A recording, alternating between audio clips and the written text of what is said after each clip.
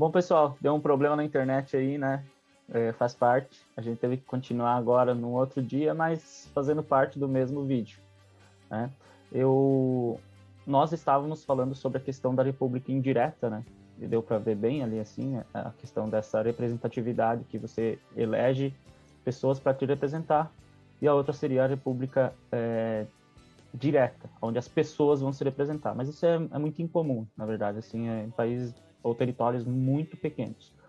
Bom, já vou passar aí a bola para o Ivan dar continuidade àquilo que a gente estava conversando antes. Pode seguir, professor. Então tá, eu queria cumprimentar todos que estão assistindo essa nossa gravação pelo YouTube. Nós damos sequência à noção do estado de Montesquieu, principalmente a ideia de que com Montesquieu surge a noção do estado de direito.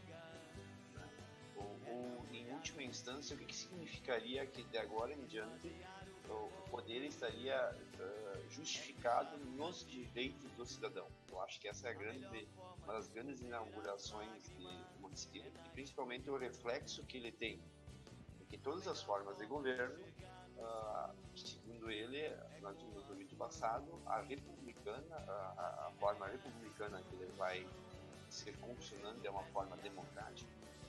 República, onde nós teremos a participação do público. Esse público precisaria de algum tipo de virtude de poder participar. Então, o Estado de Direito seria essa garantia que os cidadãos têm de se emancipar. Eu tenho uma ideia de liberdade, uma liberdade regrada conforme as leis dentro de uma sociedade organizada, né? Tudo aquilo que as leis, ser livre para Montesquieu é tudo que as leis permitem você fazer. Uma segurança de vocês, é uma espécie de um Estado que garante uma segurança para o sujeito ser livre. E talvez seja interessante frisar que tanto a falta de igualdade como a falta de liberdade inibiria o Estado, mas Montesquieu também tem a ideia de que o extremo da igualdade e o extremo da liberdade também seria problemático. Eu gostaria de ressaltar o que seria esse extremo da liberdade.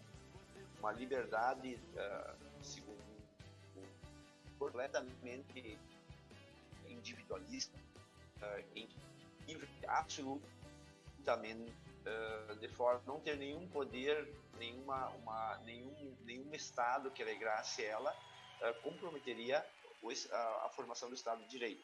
Assim como a igualdade extrema, se imaginar assim, a igualdade extrema no sentido de que todo mundo seria absolutamente igual perante as leis, também inibiria. E a gente pensar na sociedade contemporânea assim, cada grupo social tem alguns tipos de igualdade.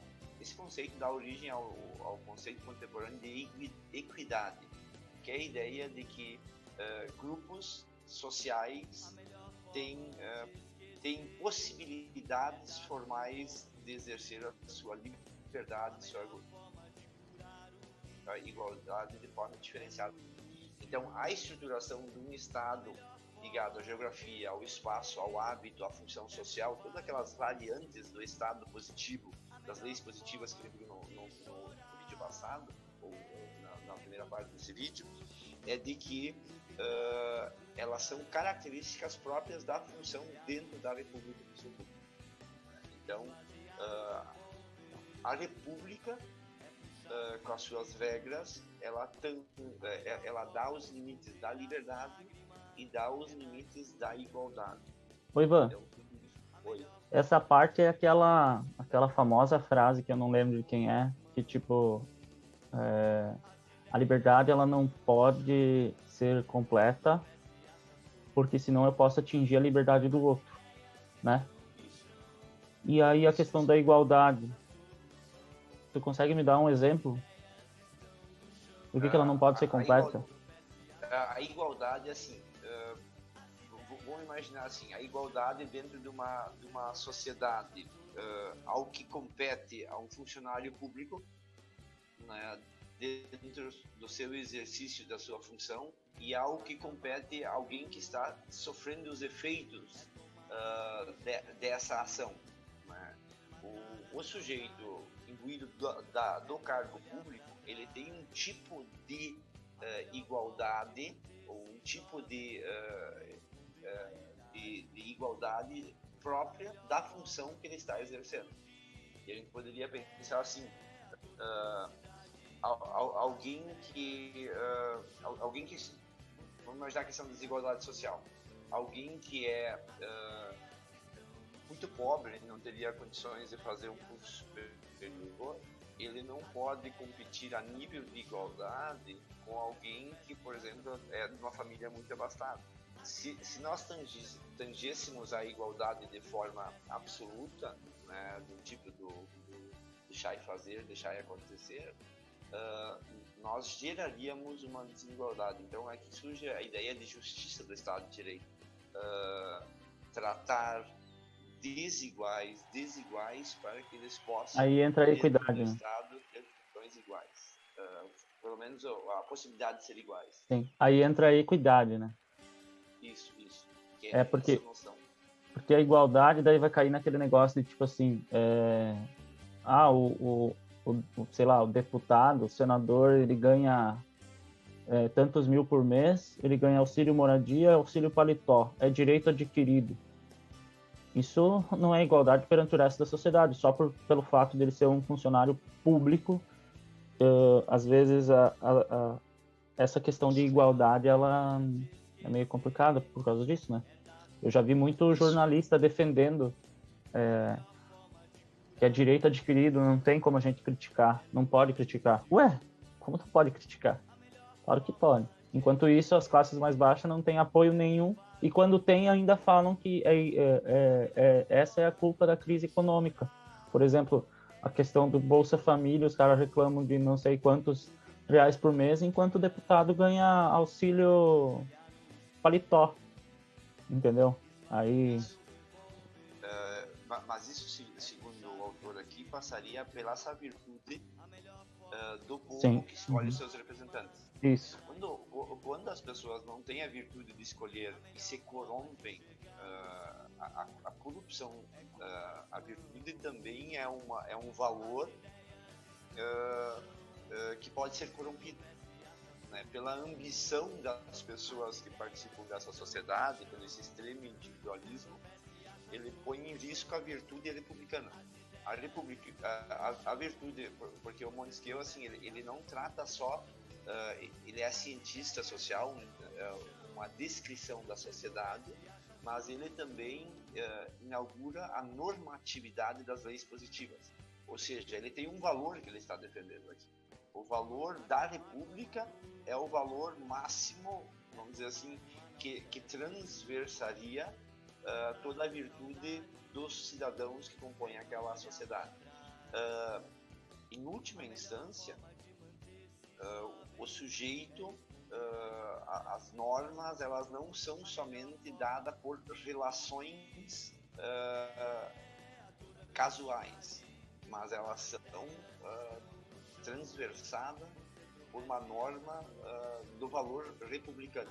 Eu estava comentando sobre a importância da chamada virtude para os cidadãos que compõem uma república. E, em última instância, a possibilidade de você ser livre dentro de um Estado passa pela capacidade de que cada sujeito, dentro da função que ocupa de uma república, é capaz de compreender a norma do valor dessa república para as pessoas. Então, assim, uma das marcas características da importância de Montesquieu na história da filosofia e principalmente na história da filosofia política é a divisão do Estado em três poderes. Então, ao mesmo tempo que Montesquieu está querendo evitar formas absolutistas ou despóticas de poder centralizadas na mão de um imperador, de um ditador, ele também articulou de forma muito contemporânea, nós tínhamos visto que John Locke já tinha pensado na divisão dos poderes para evitar a centralização nas mãos de uma pessoa só. E marca a inauguração de Montesquieu, por causa dessa orientação dele como um advogado, o poder, a importância do poder judiciário dentro da sociedade para limitar, para fiscalizar os seus poderes. Então, ao mesmo tempo que nós temos o poder legislativo, que ele é um poder em que o povo faria as leis, né? No caso hoje do Brasil, o povo faz a lei de acordo com a representatividade dos seus deputados, da Câmara, que foram eleitas pelas pessoas. Nós temos o poder executivo, que seria o que representaria, no caso do Montesquieu, principalmente representaria o país de forma externa. No caso do Brasil, o poder executivo também executa efetivamente internamente, ele faz a parte administrativa do Estado. Em alguns países em que nós temos o premier, o primeiro-ministro, a parte administrativa interna é feita normalmente ou pelo primeiro-ministro, alguém escolhido efetivamente para fazer essa atividade. Então, eu gostaria de finalizar a nossa fala com essa ideia: os três poderes, o poder legislativo, o poder executivo e o poder judiciário, é uma herança direta da filosofia política dessa inauguração do Estado de Direito de Montesquieu, Marão de Montesquieu, que ele evita a centralização do poder nas mãos de uma só pessoa, de um só grupo social. Então ele vai, né, Ivan? Então ele faz essa divisão lá naquele Espírito das Leis, né? Onde ele divide esses três poderes que tu estava comentando, que é o executivo, o legislativo e o judiciário. O executivo, só para uma diferenciação, o período que ele estava vivendo, o executivo ele poderia estar nas mãos de um rei, desde que fosse um rei com uma monarquia parlamentarista, né? Então, poderia ser o executivo na figura de um rei. Aqui hoje é muito mais comum presidente, né? Embora, por exemplo, tu lembrou do primeiro-ministro. Eu lembro que na Itália tem o primeiro-ministro e tem o presidente. Mas o presidente, ele é uma figura meio que decorativa, assim, ele não faz muita coisa. Tanto é que volta e meia eles tiram o presidente de lá, porque ele não muda nada, assim. E o primeiro-ministro já é diferente. O legislativo, que vai legislar, né, criar leis, aí tu estava comentando, concentrado na mão de um parlamento. E aí, como seria uma república indireta, então vai se concentrar na mão de poucas pessoas, né? E o judiciário na mão dos magistrados que vão fiscalizar o cumprimento dessas leis, né? Que também vai estar na mão de poucas pessoas, né? A noção de república democrática, o poder do demos, da forma como o sufrágio universal que nós conhecemos, ela é bastante limitada. Sim. Pegar o caso do Brasil. No Brasil, o poder judiciário, ele não é um poder, não se chega ao poder pela votação. Eles possuem um outro tipo de concurso público, depois são nomeados pelo poder legislativo e pelo poder executivo. Eles precisam da aprovação dos ministros, mas não é uma democracia direta, é uma democracia indireta. Isso. E uma coisa que você comentou, desculpa te interromper, mas uma coisa que você comentou no meio antes ali é a questão que os três poderes, eles têm que ser poderes harmônicos. Não pode ter nenhum maior que o outro, né? Eles têm que ter uma harmonia, porque senão eles não vão funcionar. Diferente do que era a ideia do John Locke, que a gente viu nos vídeos passados, lembra? Que, por exemplo, tinha um que ele tinha que ser maior que o outro, que era o poder legislativo, né? Que ele era maior que os outros. Aqui não, a gente tem uma harmonia. Então, né, Ivan, os poderes eles têm que ser harmônicos, independentes entre si, harmônicos, para nenhum, assim, eles têm que ter os poderes iguais, para nenhum ficar maior que o outro, como era no John Locke que a gente viu, né?